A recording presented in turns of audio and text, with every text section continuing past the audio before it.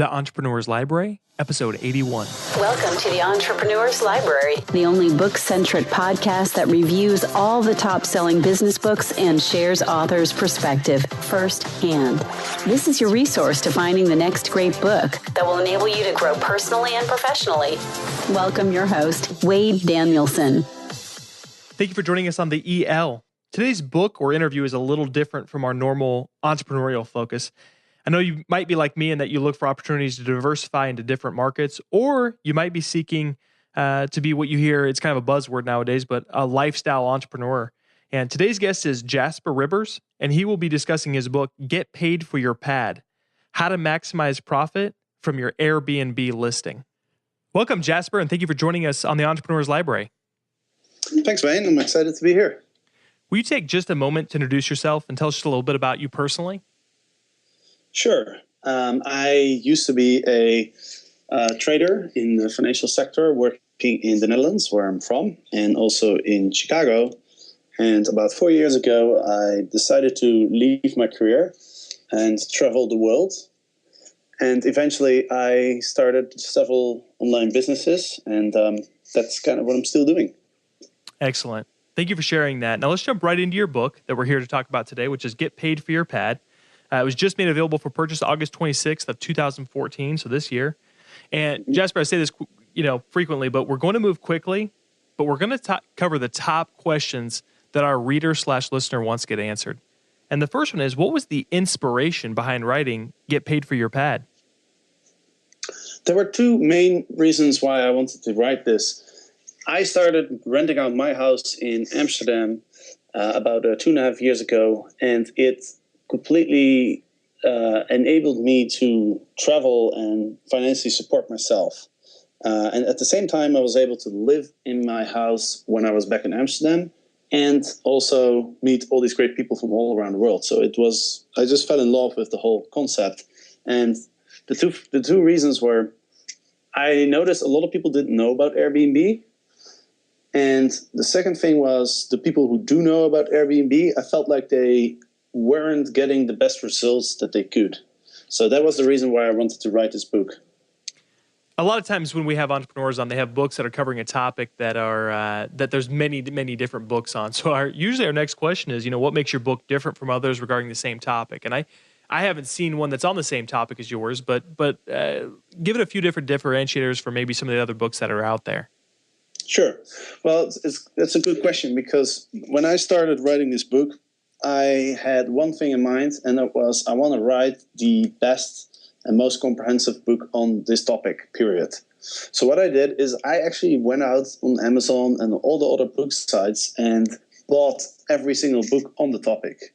I read them all. I took notes of the things that I thought were good and implemented everything that I found into my book, as well as my own experience, plus examples, action items, real life stories, and templates that people can literally copy paste and use in their own Airbnb business. And simply, there's no other book that does that. Excellent. And how would you suggest the reader engage with your book? Is this one they should, jump in and jump out based on the information that they need, or is this really one that they should read from front to back? It's really up to the reader. I think both ways can work. I did implement a lot of action items. So if somebody's just starting out and hasn't started with the whole Airbnb thing yet, then I recommend people use the action items and read the first chapter and implement the advice that is in the first chapter, and then go on. Whereas if you have been doing Airbnb for a while and you kind of want to make some improvement, in that case, you could just read through the whole book and take some notes of the things that you find where you can improve. Excellent. Well, Jasper, now that we know the background behind the book, this is my favorite part, where we just basically hand over the mic and allow you to take a deep dive into the content itself. So whether you do it chapter by chapter, but we basically give myself and the reader/listener a great idea of what we can expect from your book. Absolutely. So the book starts with a a little bit about myself and how I got into doing Airbnb and why I think it's so great to do it. Then I continue with how to use this book, who's this book for, so that people have a bit of an idea of what they can expect. Now, let's dive into the chapters. So I have 6 chapters in my book, and every chapter describes a very important aspect of running your Airbnb listing. And it starts with preparing your house. Now, if you live in your house, you probably have a lot of stuff in your house that guests don't necessarily need, whereas you might not have certain things that guests will appreciate. And it's basically the difference between living in your own house or running your house as a little hotel. So a few things that you want to pay attention to is, get rid of all personal items, either store them or put them away in closets, so that guests will have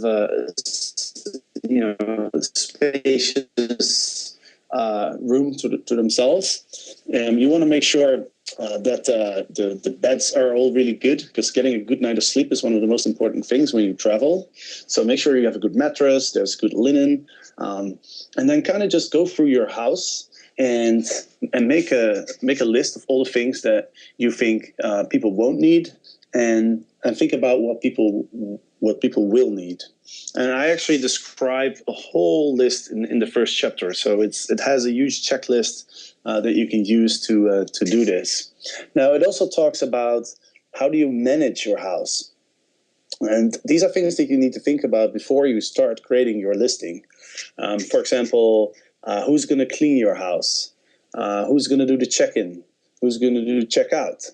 Who is going to do the communication with your guests? How are your guests going to get access to your house? Are you going to make a number of copies of your keys, or are you going to use a keyless entry system?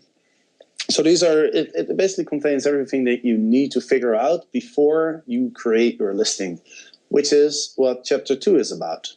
So chapter 2 is really all about go on Airbnb.com and you press the create listing button. And everything that is involved in that process is described in chapter 2. So what does that entail? First of all, pictures are very important. So I describe how to make sure you get the best pictures you can have, and also which one to make the main picture, because that one's really important. It's the first thing that people see when they go through the search results on Airbnb. I talk about the title, the description of your listing, your profile, the house rules, cancellation policy, and some other items that will come up in the listing. It's basically a guide to filling all the different fields on the Airbnb platform. Now, the next chapter is about pricing, which is one of the most complicated aspects of the Airbnb listing, because it's very hard to calculate what is the optimal price. So there's several things you can do to get a good idea, which I describe by looking at all our listings and looking at hotel prices. And then also, once you've found a sort of a base price, how do you vary your pricing according to demand? Because you probably have varying demand due to seasonality, weekends versus weekdays.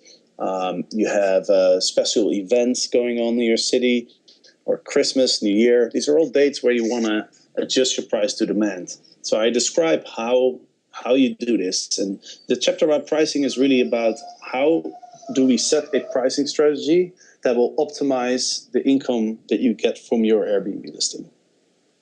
Now, the next chapter is all about your guests. And your guests are, in the end, obviously the most important aspect of your business. Your guests are your customers.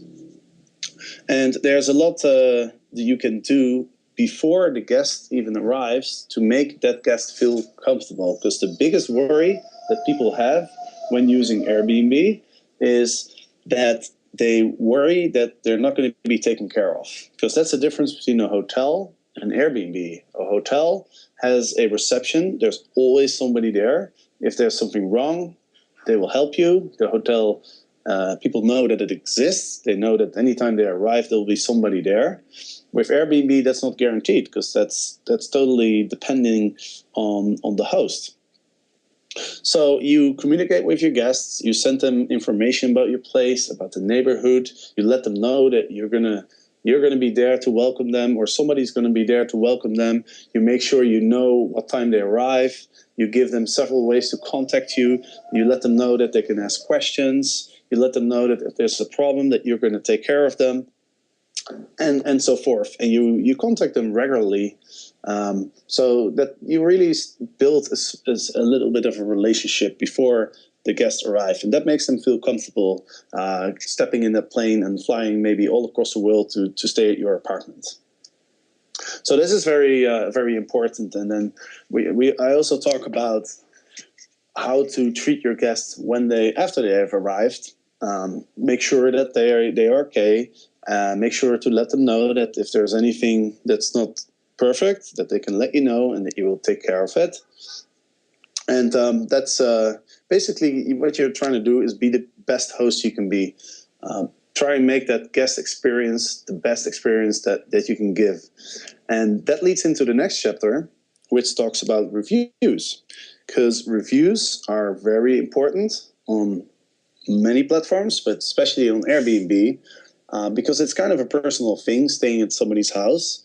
So people want to know that you're not a serial killer, that you are a friendly person who's gonna take care of you as a guest.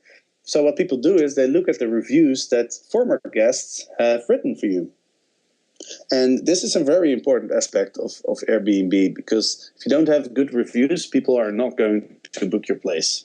So it's important. And by ensuring that you create that perfect guest experience, that will result in positive reviews. Now, there's a few things that you can do to sort of increase the chance that somebody will write you a review. It's important to always ask feedback from guests and to communicate with your guests post-stay. So when your guests leave, what I do is I send them a thank you message. I let them know that I appreciate their business and that I look forward to hosting them again. And I also write them a review immediately. And then I let them know. I say, hey, I really enjoyed hosting you. And if you ever want to come back, I'm more than happy to host you again. And I've left you a review, and I would really appreciate it if you could leave me one too. Because people forget. People stay at your house and they go home and they're back in their normal life, their job, their everything that they normally do, and they forget. So it's important to remind people. The last chapter is about promoting your listing. Because Airbnb is kind of like a Google. The way that people will find your place is they go on the website, they enter the city or the area that they want to go to, they press the search button, and a number of results will show up. Now, if your apartment or house is on the first page, you have a much better chance of getting an inquiry or a booking than if your listing shows up on page number 10. And this is just it's just how it works on Google. On Google as well, like 70-80% of the clicks come from the first page. So how do you get your listing on that first page? That's what the last chapter is all about, really. And there's a lot of factors involved. Things like being very responsive on the platform, being very active, getting a lot of bookings, getting a lot of reviews. Basically, it is showing that you're taking your role as a host very, very very serious. So you're updating your calendar, you're updating your listing often, you're responding to messages, and you're getting a lot of bookings. Finally, every chapter ends with a real life story. So there's 7 chapters in total, and every chapter ends with a story from an actual Airbnb host. And that person tells the story of why they got into Airbnb and what was their experience and what has it enabled them to do. So, and the last thing I'll mention is that every chapter has a few actionable points, so people can take action immediately. And a lot of chapters also include templates, especially the chapter about the guests. It includes templates of the communication that I have with my guests. So it has like a welcome message, a goodbye message, a guidebook that I sent them, and a few other things. And that's basically it. Excellent. So Jasper, you just went through a ton of great content. And this next question is really just trying to help narrow that down. And that's if the reader can only get one thing out of your entire book, one gold nugget, what would you want that to be? The one gold nugget, I think, especially people who are already listing on Airbnb, for those people, I think the pricing chapter will be the most valuable. Gotcha. Okay, very good. And Jasper, I know that this is a different kind of book, but do you have a favorite quote from your book? Maybe one that's already resonated with your audience thus far, or maybe something that you wrote that you really liked? I can't really think of one favorite quote, but when I talk about Airbnb, and if there's one piece of advice that I can give people, is really to just create a listing and try it. Because there's so many people out there who have the opportunity, who have a spare room, or they have a house that's empty when they go on holiday, or they have a vacation house that's empty when they're not there. And people don't realize that they may be sitting on a gold mine, and there's so much opportunity, not just financially, but also meeting people from all around the world. And I know that a lot of people are apprehensive about letting strangers into their house. And that's why I always say, please just try it. It's free to create a listing. Try one guest. If that goes well, then you can go from there. Jasper, do you see many people that actually just buy almost like someone would with a rental home? Have you seen someone not actually utilize their own home for what you're talking about, but actually buy a secondary home for that purpose? Absolutely. Now that Airbnb has become more people know about it, and more people know about the opportunity, I'm starting to hear that a lot. I know a few people who've done it. There's even people who are buying multiple places. I've heard up to 25, and I know also that a lot of people are renting a place and then putting it on Airbnb. So it's definitely something that has the interest in several areas in the real estate and rental market. Okay, great.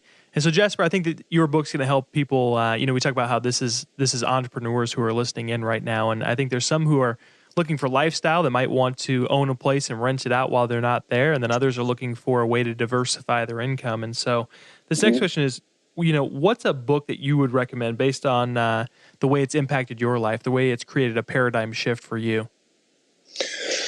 Well, that has to be The 4-Hour Workweek by Tim Ferriss. Excellent. We hear that one a lot. That's actually, one of the guys' shows who I really love is his name is John Lee Dumas, and he does Entrepreneur on Fire. Mm-hmm. And I think out of 500 plus entrepreneurs that he had polled last time I checked, that was the number one book that was actually recommended. So excellent recommendation. I read that myself and love it, and implemented many different things from that book. So very good. Well, Jasper, before we depart, can you recommend the best way for our listeners to get more information on you and your book, Get Paid for Your Pad? Sure. People can go to getpaidforyourpad.com, and where people can download the introduction prologue and the first chapter for free. And you can also get the audiobook for free if you like. So getpaidforyourpad.com is the website where people can find out more about the book. And if people want to know more about me, they can check out thetravelingdutchman.com, which is my travel blog. And my travel has basically been financed by renting out on Airbnb. So it's kind of related to the other book too. That's excellent. Well, Jasper, thank you so much for coming on and sharing your book with us. Yeah, thanks, Wade, for the invite. If you would like more information on Get Paid for Your Pad or on Jasper, just look at the show notes, which I've mentioned a couple of times now, but we recently revamped and we'd love to get your feedback on. Thanks again for listening in today. Looking for your next book idea? Head over to the elpodcast.com, where Wade shares his amazing resource, the top 10 business books recommended by over 500 entrepreneurs, with you for free. That's the elpodcast.com. Till the next time, keep it on the EL.